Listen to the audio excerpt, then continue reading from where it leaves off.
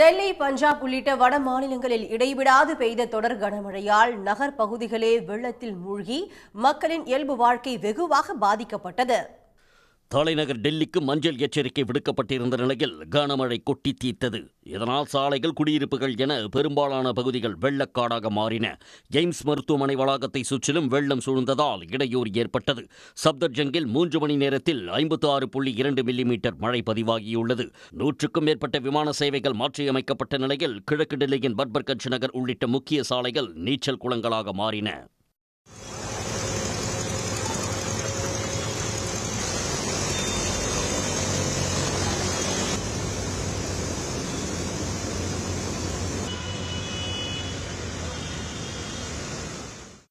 உத்தரகாண்டில் ருத்ரபிரயாக்கில் மேக வெடிப்பு காரணமாக கனமழை கொட்டி தீர்த்தது.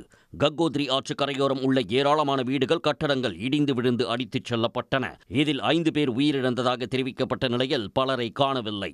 ஆறுகளில் ஏற்பட்ட வெள்ளப்பெருக்கால் மறுபுற சிக்கியவர்களை தற்காலிக பாலம் மூலம் மீட்புப் படையினர் மீட்கப்பட்டனர். மேலும் இடிபாடுகளில் சிக்கியவர்களை மீட்கும் பணி முடுக்கிவிடப்பட்டுள்ளது.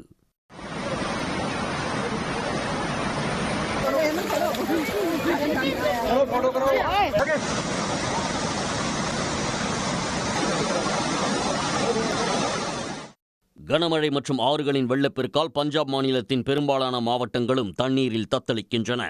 பாதிக்கப்பட்ட பகுதிகளில் மீட்புப் பணிகளில் ஈடுபட்டுள்ள ராணுவத்தினர் மாடிகளில் தஞ்சமடைந்துள்ள மக்களுக்கு ஹெலிகாப்டர் மூலம் உணவுப் பொட்டலங்களை வழங்கினர்.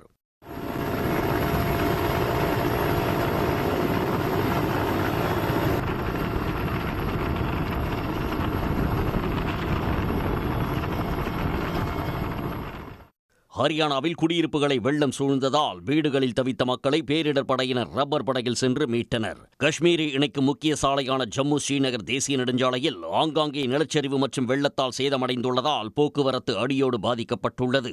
இதனால் சாலைகளை சீரமைக்கும் பணி துரித கதியில் முடுக்கிவிடப்பட்டுள்ளது.